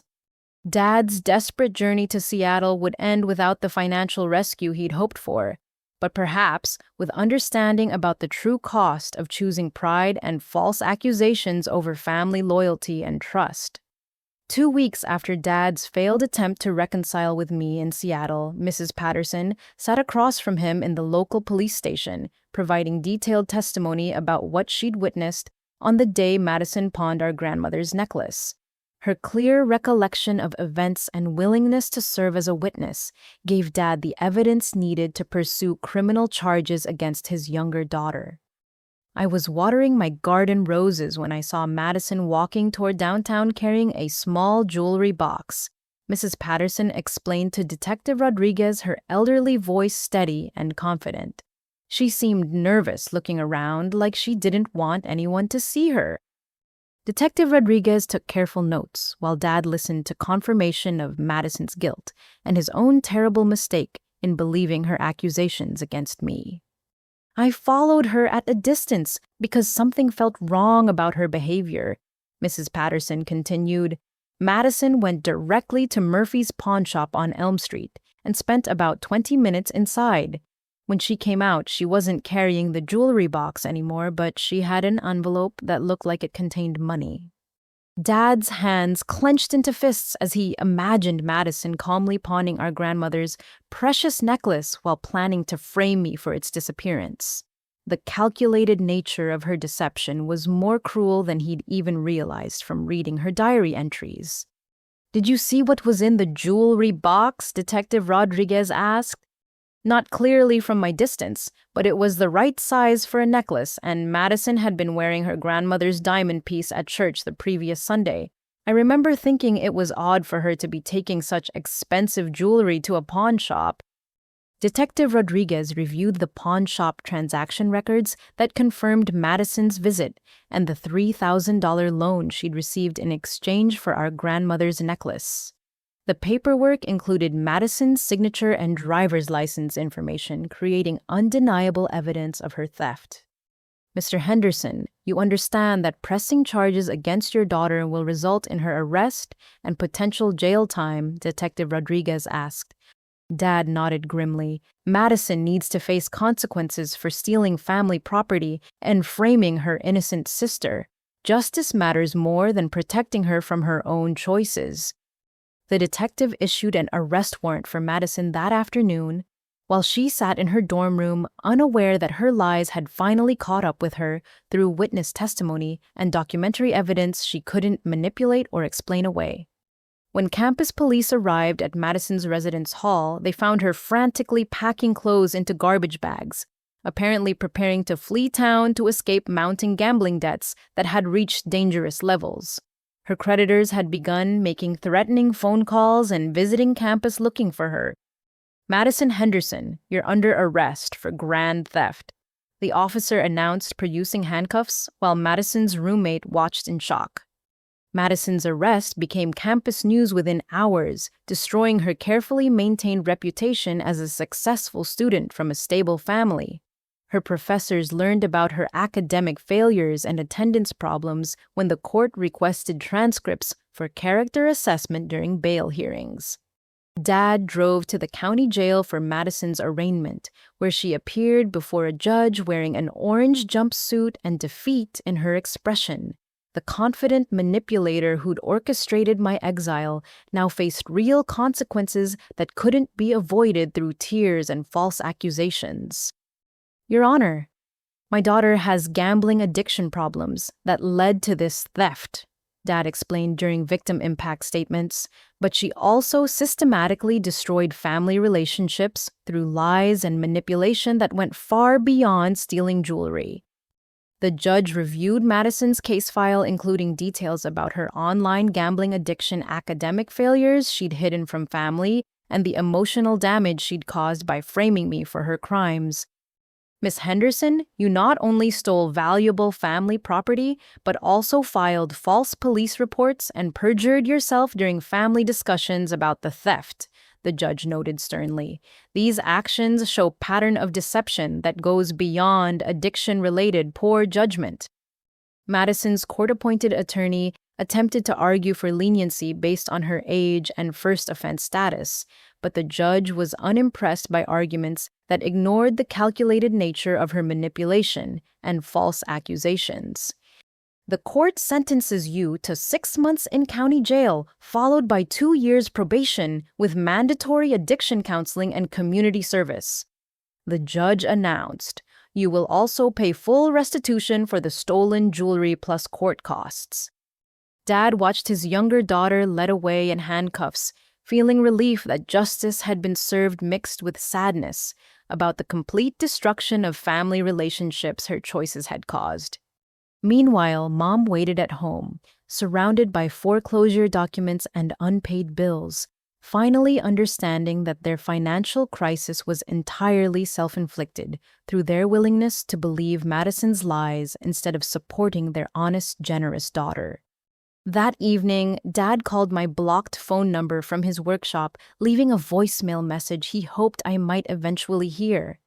Alva Madison was arrested today for stealing the necklace. Mrs. Patterson's testimony proved your complete innocence, and the court sentenced Madison to jail time plus restitution. I want you to know that justice has been served, even though I know it doesn't undo the damage we caused to your life and happiness. You deserved better from your family, and I'm sorry we failed you so completely.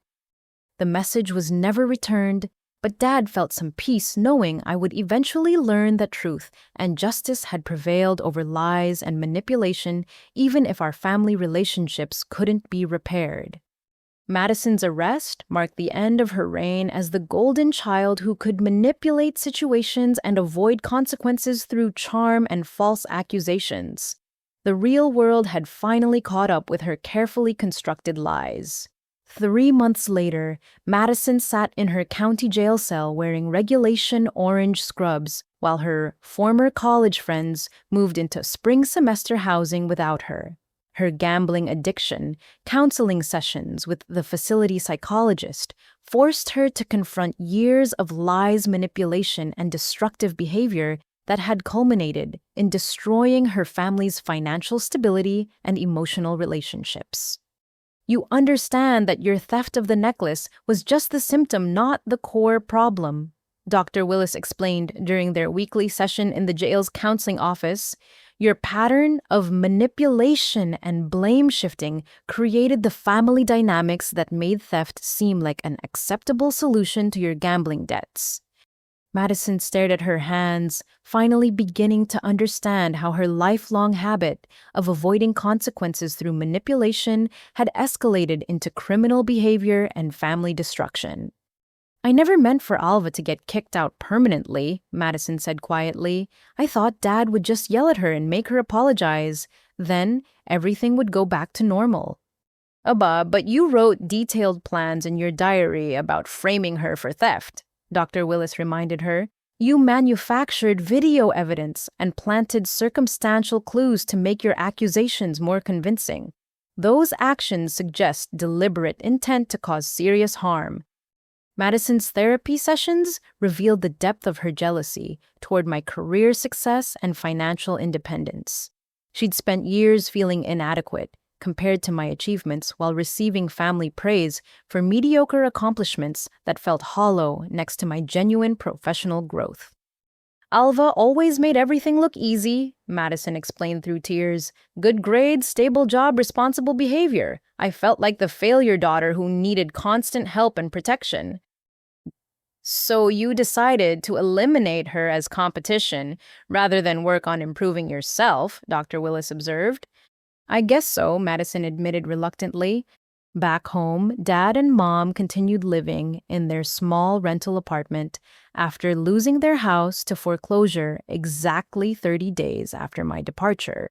The $17,000 debt had been insurmountable without my secret financial support, and Dad's sporadic construction income couldn't qualify them for emergency loan assistance. Dad found part-time work at a home improvement store, earning $12 hourly for 25 hours weekly. Mom took a position at a local restaurant working evening shifts, serving tables for minimum wage plus tips. Together, their combined income barely covered rent, utilities, and basic living expenses in their significantly reduced circumstances. I calculated how much money Alva was actually giving us, Dad said during one of their quiet dinners in their tiny apartment kitchen. Over 2 years, she contributed more than $72,000 to keep our family financially stable. Mom wiped her eyes as she considered the magnitude of my sacrifice and their complete failure to recognize or appreciate my generosity. She could have bought her own house with that money, Mom replied sadly. Instead, she kept us from losing ours while we treated her like the unsuccessful daughter who couldn't afford nice things. Dad's therapy sessions with a counselor specializing in family relationships helped him understand how his construction industry's mentality of direct authority and immediate consequences had been completely inappropriate for complex family emotional dynamics. You treated your daughter like an employee you could fire rather than a family member who deserved investigation and support, his counselor explained. Your ultimatum approach eliminated any possibility of discovering truth through honest communication. Dad also learned about the psychological dynamics that had made Madison's manipulation so effective in their family system. As parents, they'd consistently rescued Madison from consequences while expecting me to handle responsibilities without recognition, creating a pattern that enabled Madison's increasingly destructive behavior. Alva became your family's emotional and financial caretaker, while Madison became the person everyone else took care of, the counselor observed. That dynamic was unsustainable and unfair to both daughters. Meanwhile, Madison's addiction counseling revealed gambling debts that extended far beyond the $3,000 she'd received for our grandmother's necklace. Her online poker activity had created $15,000 in total debt to multiple creditors who'd been pressuring her with threatening calls and campus visits. Your theft and manipulation weren't just about covering gambling losses, Dr. Willis explained. They were about maintaining an image of success while your actual life was completely out of control. Madison faced the reality that her jail sentence was just the beginning of consequences for her choices.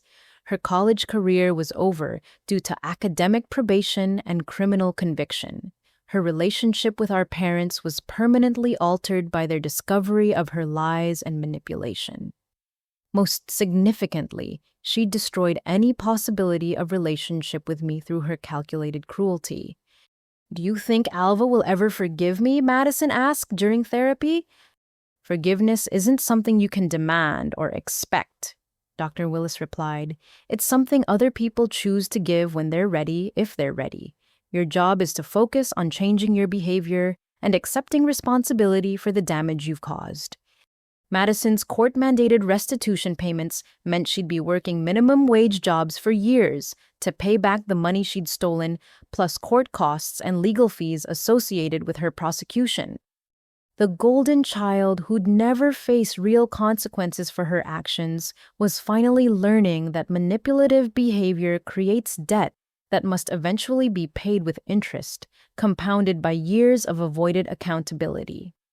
Her family name in their small town had been damaged by news of her arrest and conviction, making it difficult for Dad to find construction work and creating social isolation for Mom at her restaurant job. The ripple effects of Madison's lies would continue affecting everyone for years to come, while I continued building happiness and success in Seattle, protected from their chaos by distance and healthy boundaries. 8 months after my departure from home, I stood in the bridal suite at the Fairmont Olympic Hotel in Seattle, wearing my grandmother's necklace as my something old, while my maid of honor adjusted my wedding dress and David's sister captured pre-ceremony moments with her camera. The diamond necklace had been returned to me through legal proceedings, arriving via courier just 1 week before my wedding date. "You look absolutely radiant," Sarah said, my coworker who'd become a close friend during my Seattle transition. This necklace is perfect with your dress. The irony wasn't lost on me that the jewelry Madison had accused me of stealing was now adorning me on my wedding day, transformed from a symbol of false accusations into a representation of justice and family legacy properly honored. David appeared in the doorway wearing his navy blue suit and the smile that had made me fall in love with him during our first coffee date 6 months earlier. The photographer wants a few pictures of us before the ceremony, David said, his eyes lighting up as he took in my bridal appearance. Though I have to say you're so beautiful that I might not be able to concentrate on wedding vows. David's parents had embraced me completely into their family, treating me with the warmth and respect I'd never experienced in my original family dynamics. His mother had insisted on paying for my wedding flowers, and his father had offered to walk me down the aisle when I mentioned my complicated family situation. Any word from your family about the wedding? David asked gently, knowing I'd struggled with decisions about whether to invite them, despite everything that had happened. I sent an announcement to my parents, I replied honestly, not an invitation, just letting them know about the date and venue in case they wanted to acknowledge it somehow. Dad had sent a beautiful card with a handwritten note expressing pride in my happiness and regret about missing the opportunity to celebrate with me. Mom had included a check for $500 with an apology note about not being able to attend due to their changed financial circumstances. Neither of them had asked for reconciliation or suggested that my wedding might be an opportunity to rebuild family relationships. They seemed to understand that their actions had permanently altered our connections, and that respecting my boundaries was more important than their desire for family reunification. Madison, still serving her jail sentence, had sent no communication about my wedding. According to Dad's last letter, she was participating seriously in addiction counseling and beginning to understand the extent of damage her manipulation had caused, but she wasn't ready for accountability conversations with me. Are you okay with how things ended up with them? David asked, taking my hand supportively. I'm at peace with it, I replied truthfully. They made choices that showed me who they really were and how they really felt about me. I chose to believe them and build my life accordingly. My therapy with Dr. Martinez had helped me understand that healthy relationships require mutual respect, honesty, and emotional safety. Family relationships that lack those elements aren't worth preserving just because of genetic connections or shared history. I'm proud of you for protecting yourself and creating the life you deserve, David said, squeezing my hand. Our wedding ceremony took place in the hotel's garden courtyard with 40 guests who genuinely cared about our happiness and supported our relationship. David's vows brought tears to my eyes as he promised to value my independence and treat me as an equal partner in all aspects of our marriage.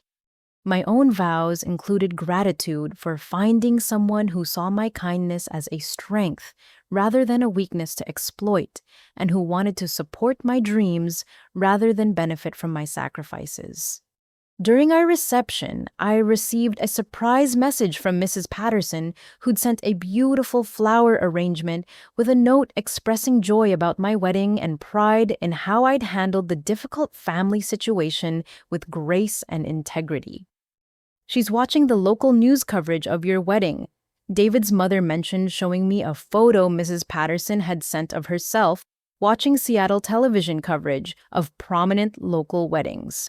She's telling everyone in your hometown about your success and happiness. The knowledge that Mrs. Patterson was proudly sharing news of my achievements with neighbors who'd probably heard about my family's accusations felt like vindication and closure for the painful period when my character had been questioned by people who should have trusted me. As David and I danced our first dance as husband and wife, I reflected on the journey that had brought me from false accusations and family exile to genuine love and professional success. Madison's lies had actually freed me from toxic relationships and financial manipulation, creating space for healthy connections and personal growth. Any regrets about how everything turned out? David whispered as we swayed to our wedding song. Only that it took so long for me to realize I deserved better, I replied honestly. Our honeymoon in New Zealand provided 2 weeks of adventure and romance that would have been impossible during my family support years when every dollar went toward other people's needs and problems. We hiked mountain trails, explored wine regions, and made plans for our future together without any external financial obligations or emotional manipulation affecting our decisions. When we returned to Seattle, I'd been promoted again to lead database architect, with a team of 12 engineers reporting to me. My success continued building momentum while my original family struggled with consequences of their choices and Madison's manipulation. I felt no satisfaction about their difficulties, only sadness about the unnecessary nature of the entire situation. If they'd trusted me and communicated honestly, we might have worked through Madison's problems together and preserved family relationships while addressing her gambling addiction appropriately. Instead, their choice to believe lies over evidence had cost them their home, their financial stability, their community reputation, and their relationship with the daughter who'd been secretly keeping them afloat for 2 years.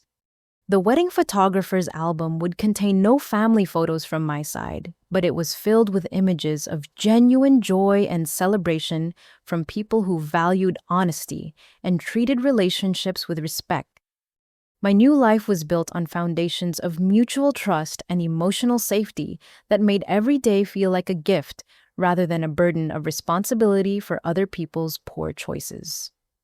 1 year after my wedding, I stood before a group of 30 women at the Seattle Women's Shelter, conducting my monthly workshop on recognizing financial abuse in family relationships.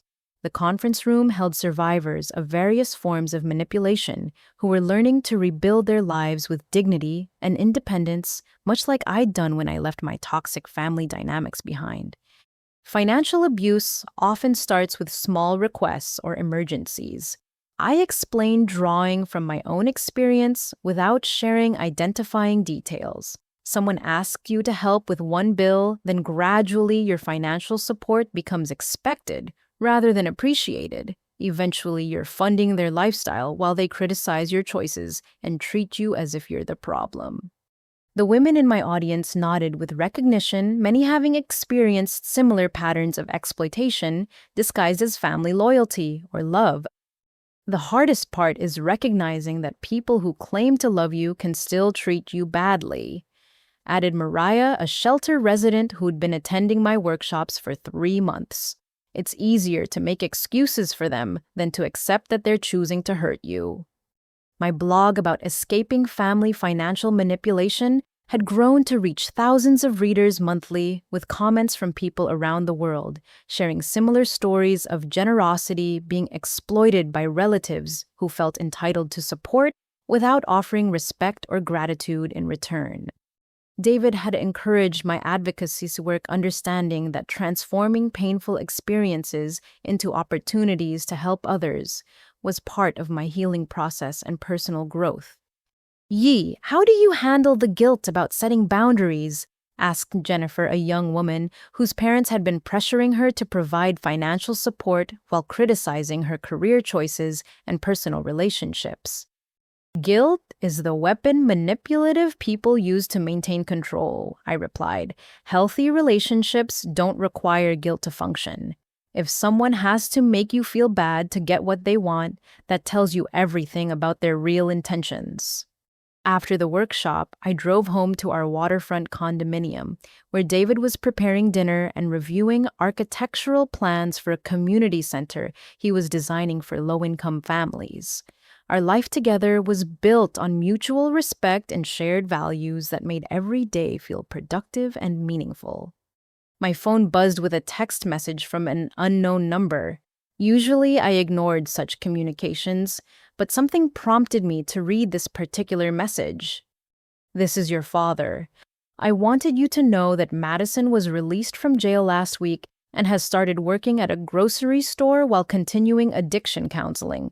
She asked me to tell you she understands why you don't want contact with her, and that she's working on becoming someone worthy of forgiveness someday, even if that day never comes.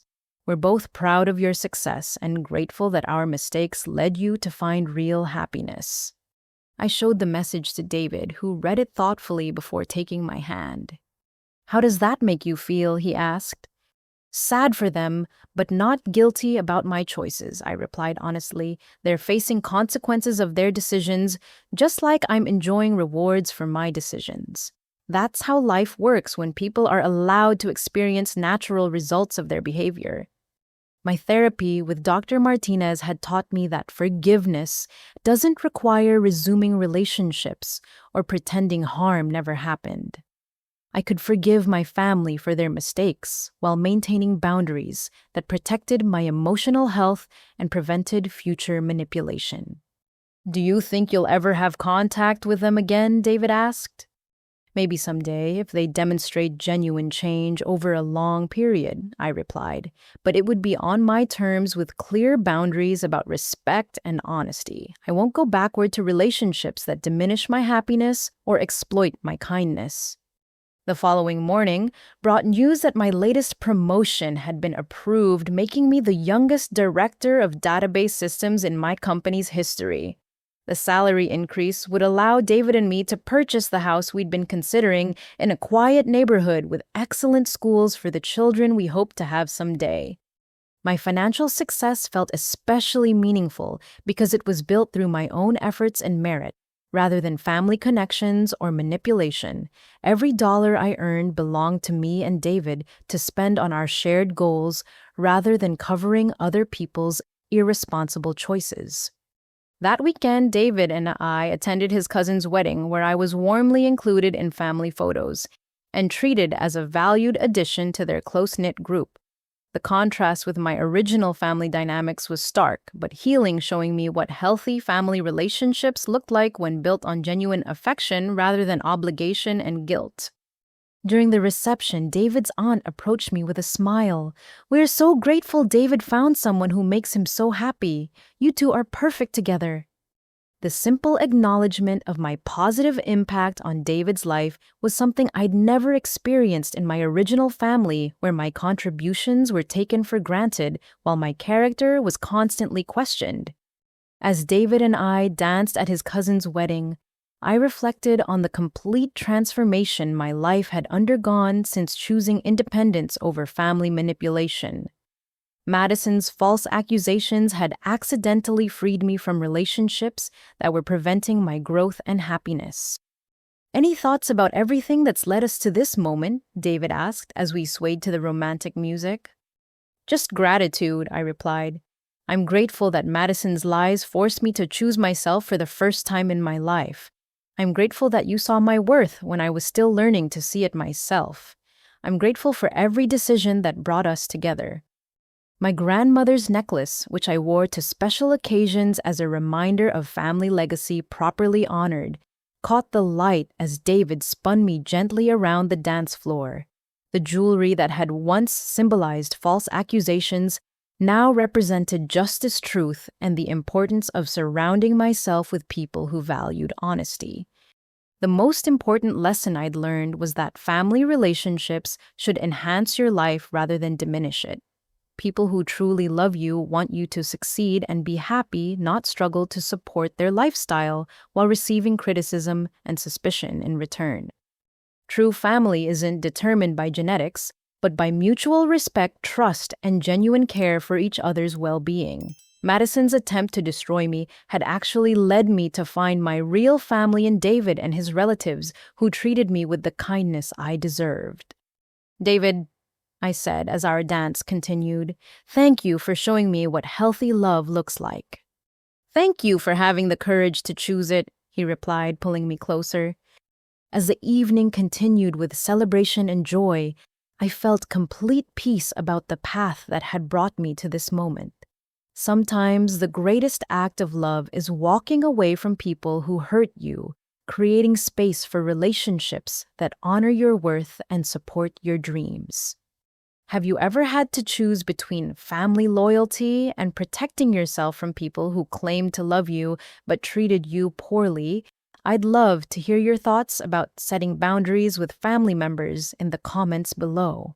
Please like this video. If my story resonated with you, subscribe for more content about overcoming family challenges, and share this with anyone who might need encouragement to choose their own happiness over obligation to people who don't treat them well. Thank you for listening to my journey, and I hope it helps you remember that you deserve relationships built on respect and genuine love. May you find the courage to surround yourself with people who celebrate your success rather than exploit your kindness.